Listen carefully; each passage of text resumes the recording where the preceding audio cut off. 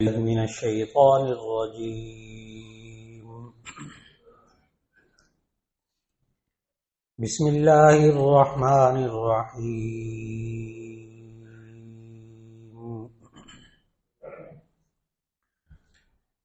إذا رأتهم من مكان بعيد سمعوا لها تغيظا وزفيرا وَإِذَا أُلْقُوا مِنْهَا مَكَانًا ضَيِّقًا مُقَرَّنِينَ دَعَوْا هُنَالِكَ ثُبُورًا لَا تَدْعُوا الْيَوْمَ ثُبُورًا وَاحِدًا وَادْعُوا ثُبُورًا كَثِيرًا قُلْ أَذَلِكَ خَيْرٌ أَمْ جَنَّةُ الْخُلْدِ الَّتِي وُعِدَ الْمُتَّقُونَ كانت لهم جزاء ومصيرا صدق اللہ العظیم. اللہ رب العزت نے 18ویں پارے میں سورہ فرقان کی آیت نمبر 12، 13 اور 14 کی تلاوت کی توفیق عطا فرمائی. اللہ رب العزت نے گزشتہ آیات میں ہمیں یہ بتایا تھا کہ یہ مشرکین مکہ یہ اللہ کو جھٹلاتے تھے، اس کے ساتھ شریک ٹھہراتے تھے.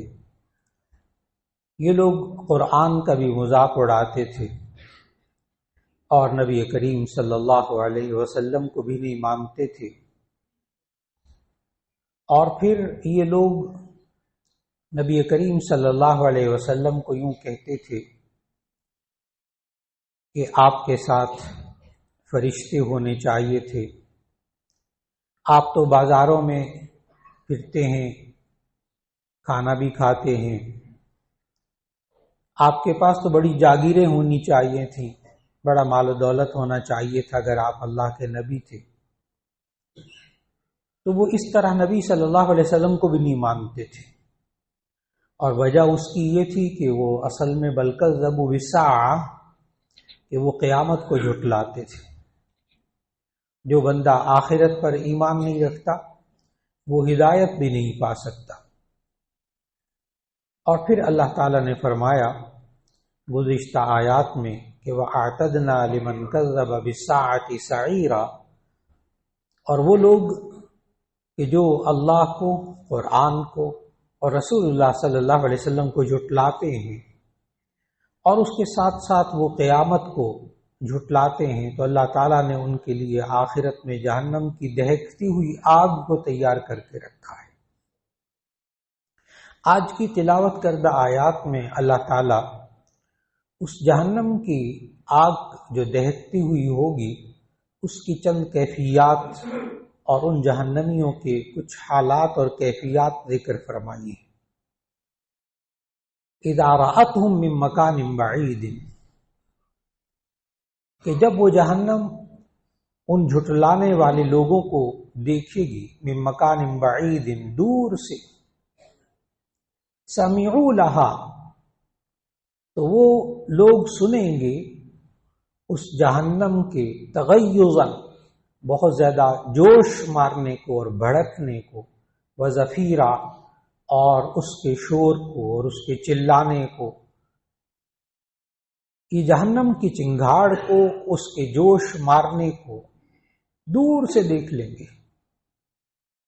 وَإِذَا أُلْقُوا مِنْهَا مَكَانًا ضَيِّقًا، اور جب ان کو اس جہنم کے ایک کونے میں، تنگ سی جگہ میں، ایک زنجیروں میں کئی لوگ جکڑے ہوئے ڈالے جائیں گے، دعوا ہنالک ثبورا، تو اس وقت وہاں وہ موت کو پکاریں گے. اللہ تعالیٰ کہے گا لا تدعوا اليوم ثبورا واحدا، آج تم ایک موت کو نہ پکارو، وادعوا ثبورا کثیرا، تم کئی موتوں کو پکارو. قل، اے نبی صلی اللہ علیہ وسلم آپ کہہ دیجئے، اذالک خیر، یا یہ جہنم اور اس کی سزائیں بہتر ہیں، ام جنت الخلد التی وعد المتقون، یا وہ ہمیشہ رہنے والی جنت جس کا متقیوں سے وعدہ کیا گیا، کانت لہم جزاء و مصیرا، یہ ان متقیوں کے لیے بدلہ ہوگا ان کے نیک اعمال کا، و مصیرا، اور ان کا ٹھکانہ ہوگا۔ ان آیات میں اللہ تعالیٰ نے جہنم اور اس کی کیفیات اور اس میں جانے والوں کی کیفیات کا ذکر کیا۔ ایک تو یہ ارشاد فرمایا اذا رأتهم من مکان بعید، جو حضرات قرآن مجید کا ترجمہ پڑھتے ہوئے گرائمر کو بھی تھوڑا تھوڑا سمجھ کے پڑھتے ہیں، وہ یہاں بعض صیغوں کے اندر جیسے یہاں اذا رأتهم من مکان بعید، تو وہ تھوڑا سا الجھتے ہیں اس گرائمر کے اعتبار سے کہ اذا رأتهم، جب وہ جہنم ان کو دیکھے گی، تو رأت یہ مؤنث صیغہ ہے، مؤنث فعل ہے،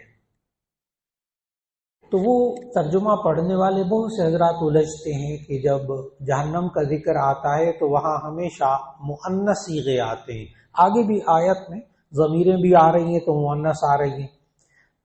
اذا رأتهم من مکان بعید، تو رأت یہ مؤنث فعل، من مکان بعید سمعوا لها تغیظا وزفیرا، لہا میں پھر یہاں ہا ضمیر مؤنث، پھر وَإِذَا أُلْقُوا مِنْهَا، پھر وہاں پہ ضمیر مؤنث۔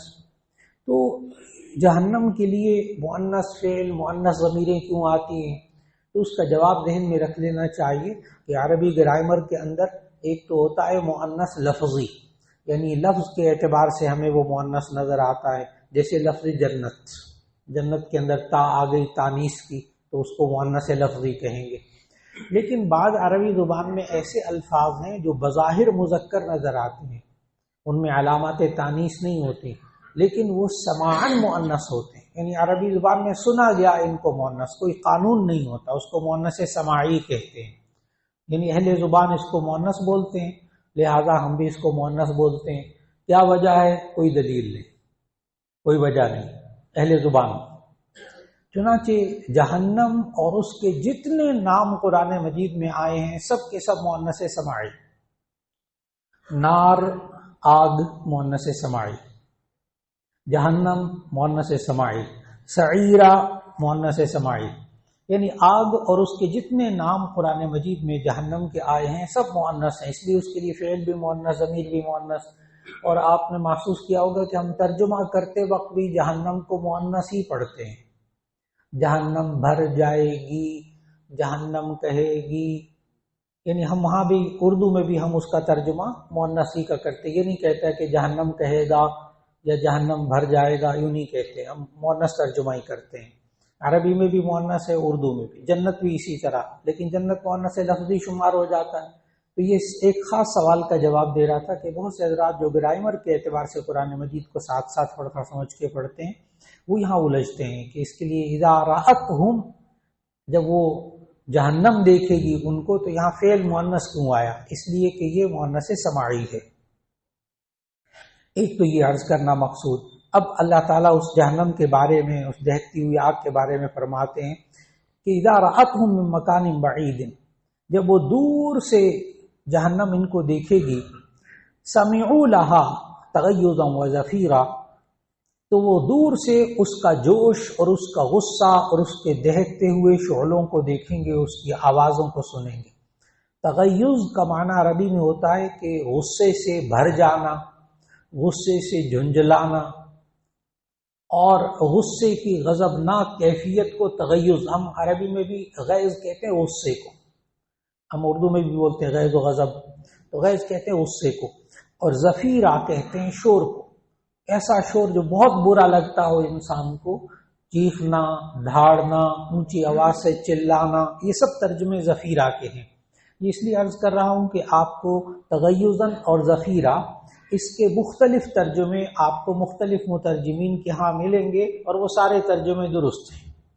کوئی تغیظ کا معنی کر رہا ہے جھنجھلانا، کوئی غصے کا، کوئی غضبناک، کوئی زفیرہ کا معنی کرے گا دھاڑنا، کسی نے ترجمہ کیا شور، کسی نے کہا چلانا، سب ترجمے ٹھیک۔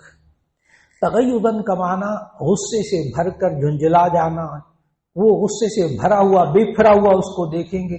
وَسَمِعُوا لَهَا تَغَيُّظًا وَزَفِيرًا. زفیر کا معنی شور، اس کا چلانا. جب آگ بھڑکتی ہے تو اس کا خاص ایک شور ہوتا ہے، تو یہ دور سے جہنم کے شور کو اور اس کی آوازوں کو سنیں گے. وَإِذَا أُلْقُوا مِنْهَا مَكَانًا ضَيِّقًا. اور جب ان کو اس جگہ ایک تنگ جگہ میں ڈالا جائے گا. مقرنین، مقرنین کا معنی ہوتا ہے ملے ہوئے، یعنی ایک ہی زنجیر میں کئی کئی انسان جکڑے ہوئے.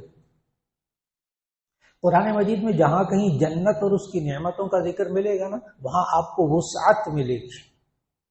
اتنی بڑی جنت ہوگی، اتنی لمبی جنت. چھوٹی کم از کم جس بندے کو جنت ملے گی وہ تا حد نگاہ، جتنا وہ دیکھ سکتا ہے اتنا رقبہ اس کا ہوگا چھوٹی سی جنت کا.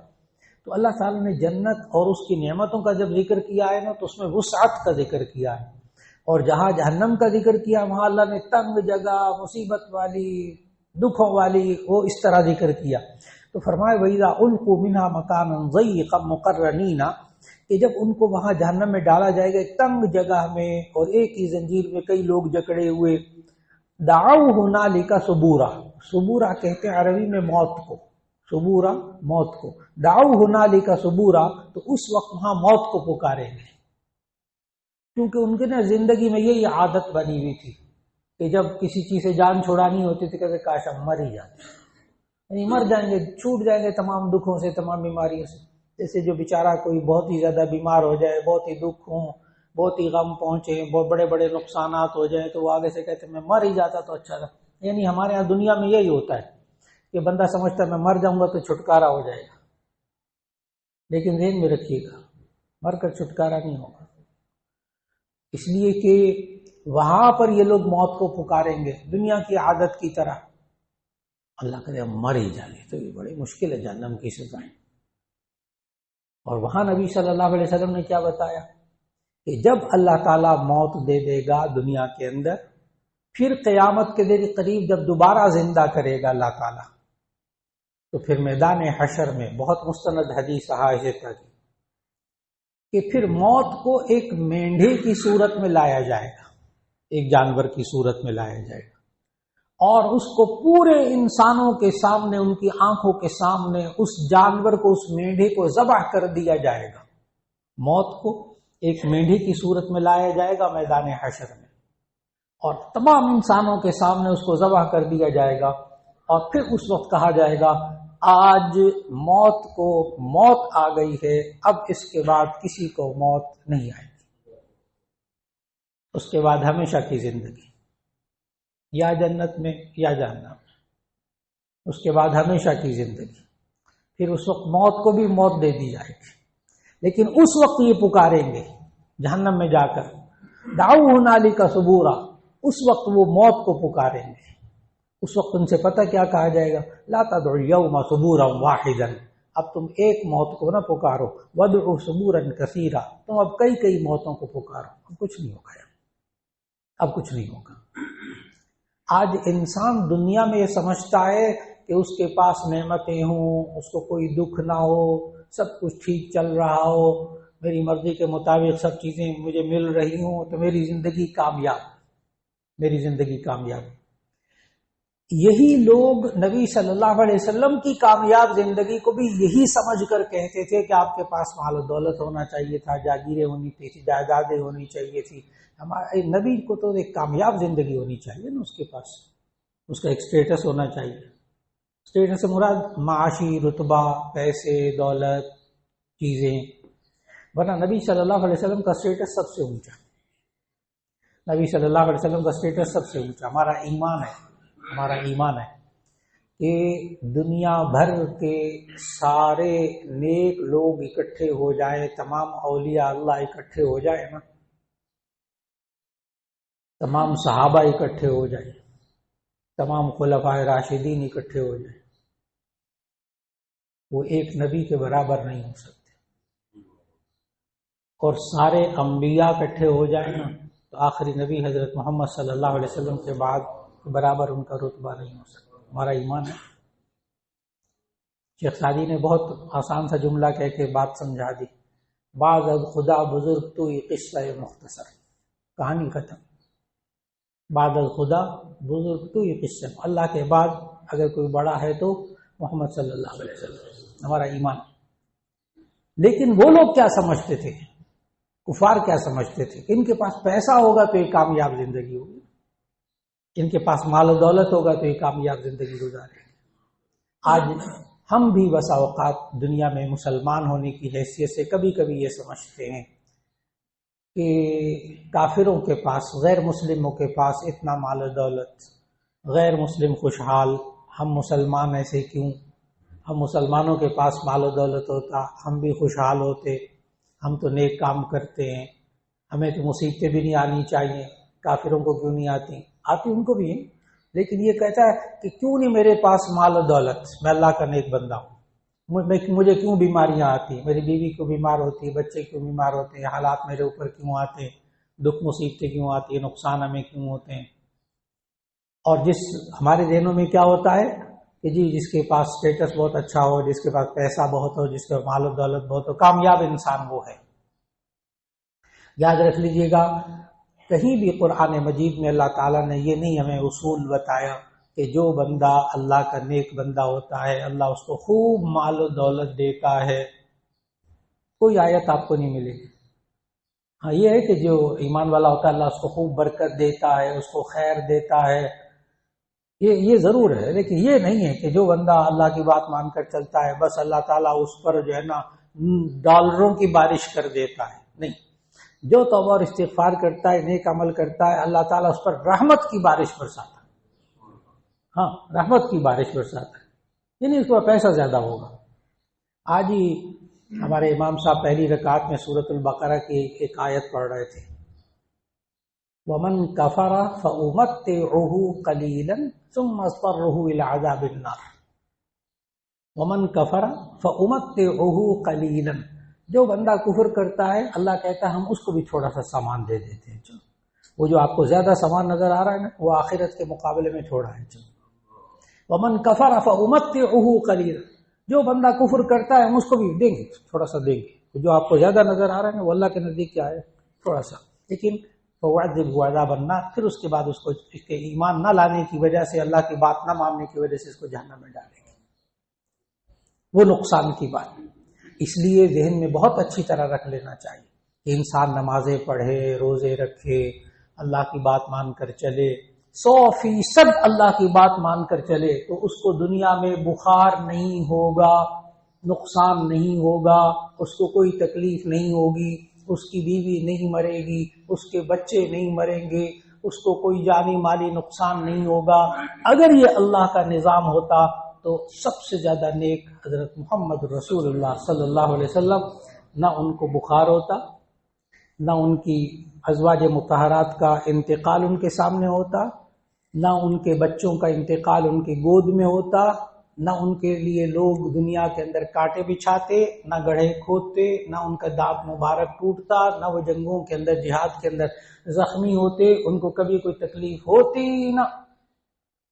یہ آج جو تصور ہے نا مولانا پتہ نہیں کیا ہے، میں تو نمازیں بھی پڑھتا ہوں، روزے بھی رکھتا ہوں، زکوٰۃ بھی دیتا ہوں، صدقات بھی دیتا ہوں، پھر پتہ نہیں کیوں گھر میں بیماریاں بھی ہیں، پریشانیاں بھی ہیں، کاروبار میں نقصان بھی ہوتا ہے، دکھ بھی ہوتے ہیں، غم بھی ہوتے ہیں، پتہ نہیں کیا بات ہے۔ ویسے میں گناہ تو کوئی نہیں کرتا۔ جی اللہ نے یہ والی بنیاد ہمیں قرآن میں نہیں بتائی کہ اگر تم نیک ہو جاؤ گے تو تمہیں تکلیف کوئی نہیں آئے گی، کوئی گارنٹی اللہ نے پورے قرآن میں نہیں دی۔ اگر تم 100% نیک ہو جاؤ گے تمہیں کبھی نقصان ہوگا ہی نہیں، کہیں قرآن میں نہیں۔ اگر تم نیک ہو جاؤ گے تمہیں آخرت میں کوئی نقصان نہیں ہوگا، ہاں یہ گارنٹی دی ہے، تمہیں آخرت میں کوئی تکلیف نہیں ہوگی، تمہیں آخرت میں کوئی اللہ تعالیٰ تمہیں تکلیف نہیں پہنچنے دے گا اگر تم دنیا میں نیک ہو جاؤ گے۔ اس لیے اس تصور کو بہت واضح کر لینا چاہیے۔ ان آیات میں اللہ نے ہمیں یہی سمجھایا جن کا درس چل رہا ہے کہ کافر یہ سمجھتے تھے، اس وقت مشرکین مکہ یہ سمجھتے تھے کہ نبی صلی اللہ علیہ وسلم اگر اللہ کے نبی ہے تو ان کے پاس پھر پیسہ زیادہ ہونا چاہیے، اگر یہ اللہ کے نبی ہے تو ان کی بڑی بڑی جاگیریں ہونی چاہیے، اگر اللہ کے نبی ہے تو ان کے دائیں بائیں فرشتوں کا ہجوم ہونا چاہیے، پروٹوکول ہونا چاہیے، ان کا یہ کیسے نبی؟ اللہ نے اس کا جواب دے دیا کہ دنیا کی نعمتوں کو، دنیا کی چیزوں کو دیکھ کر سٹیٹس نہ بنانے کی اس کی کوشش نہ کرو، وہ کامیاب انسان نہیں ہوتا۔ ایک انسان، بیوی بیمار، بچہ بیمار، خود بیماریوں میں مبتلا، تکلیفوں میں مبتلا، کاروباری نقصان، دنیا جہاں کی پریشانی ہے اس کو، لیکن یہ اللہ کا ایک حکم نہیں توڑتا، اللہ کے رسول صلی اللہ علیہ وسلم کا ایک حکم نہیں توڑتا، یہ کامیاب انسان ہے اللہ کے نزدیک، یہ کامیاب انسان ہے اللہ کے نزدیک۔ پورا قرآن پڑھیے، خوب مطالعہ کیجیے اچھی طرح، یہ کامیاب انسان ہے۔ آج سمجھنا ہوگا کہ کامیاب انسان دنیا میں اللہ کے نزدیک کون ہے۔ اللہ رب العزت یہ مادی دنیا کا ہمارے سامنے نگاہوں کے سامنے سے ہٹا کر اللہ آخرت ہمارے سامنے کرتے ہیں۔ اللہ ہمیں وہ کامیاب انسان بننے کی توفیق عطا فرمائے جس کو اللہ کامیاب سمجھتا ہے، اور اللہ ہم سب کو جہنم کے عذاب سے پناہ عطا فرمائے۔ نبی کریم صلی اللہ علیہ وسلم کی یہ حدیث کہ رمضان میں زیادہ کیا کام کرنے چاہیے، اس حدیث میں آیا کہ رمضان میں 3 کام سب سے زیادہ کرنا چاہیے۔ ایک کلمہ طیبہ کی کثرت، لا الہ الا اللہ، کلمہ طیبہ کی کثرت، نمبر 2 استغفار کی کثرت، اور نمبر 3 جنت کو مانگنا بہت زیادہ، جہنم سے بہت زیادہ پناہ مانگنا۔ تو اب رمضان کے اندر یہ خاص کیفیات میں جنت کو خوب مانگا جائے اور جہنم سے خوب پناہ مانگی جائے۔ اللہ رب العزت ہمیں آخرت میں ہمارا انجام اچھا فرما دے، جنت کی نعمتیں عطا فرما دے، اور جہنم کے عذاب سے ہم سب کو بچا لے۔ الحمدللہ رب العالمین، اللہم صلی علی سیدنا و مولانا محمد وعلی آل سیدنا و مولانا محمد وبارک وسلم۔ ربنا آتنا فی الدنیا حسنۃ وفی الآخرۃ حسنۃ وقنا عذاب النار۔ یا اللہ ہمارے گناہوں کو معاف فرما، ہماری لغزشوں کوتاہیوں کو معاف فرما۔ یا اللہ قرآن و سنت کے مطابق زندگی گزارنے کی توفیق نصیب فرما۔ یا اللہ قرآن مجید کی خوب تلاوت کرنے کی توفیق عطا فرما، قرآن حکیم کو سمجھنے کی توفیق عطا فرما، قرآن حکیم کے احکام کے مطابق زندگی گزارنے کی توفیق نصیب فرما، اس قرآن حکیم کے پیغام کو لوگوں تک پہنچانے کی توفیق عطا فرما۔ یا اللہ ہمیں دنیا کے اندر حقیقی کامیاب زندگی عطا فرما، آخرت کے اندر بھی کامیابی عطا فرما۔ یا اللہ ہمیں رمضان کی خوب قدر کرنے کی توفیق عطا فرما۔ یا اللہ جتنے بیمار ہیں سب کو شفاء کاملہ نصیب فرما، جو پریشان حال ہیں ان کی پریشانیوں کو دور فرما۔ یا اللہ رزق میں برکت نصیب فرما، ہم سب پر اپنی رحمت نازل فرما، خاص طور پر یا اللہ اس ملک پر اپنی رحمت نازل فرما، اندرونی اور بیرونی سازشوں سے یا اللہ اس ملک کی حفاظت فرما لے۔ یا اللہ یہ ملک کے اندر یا اللہ کلمہ طیبہ کے نام پر بنا ہوا ملک، یا اللہ اس میں اسلامی قانون، قرآن و سنت کے قانون کو نافذ کرنے کی توفیق عطا فرما۔ یا اللہ ہم سب کی دعاؤں کو قبول فرما۔ وصلی اللہ تعالی علی خیر خلقہ محمد وآلہ واصحابہ اجمعین برحمتک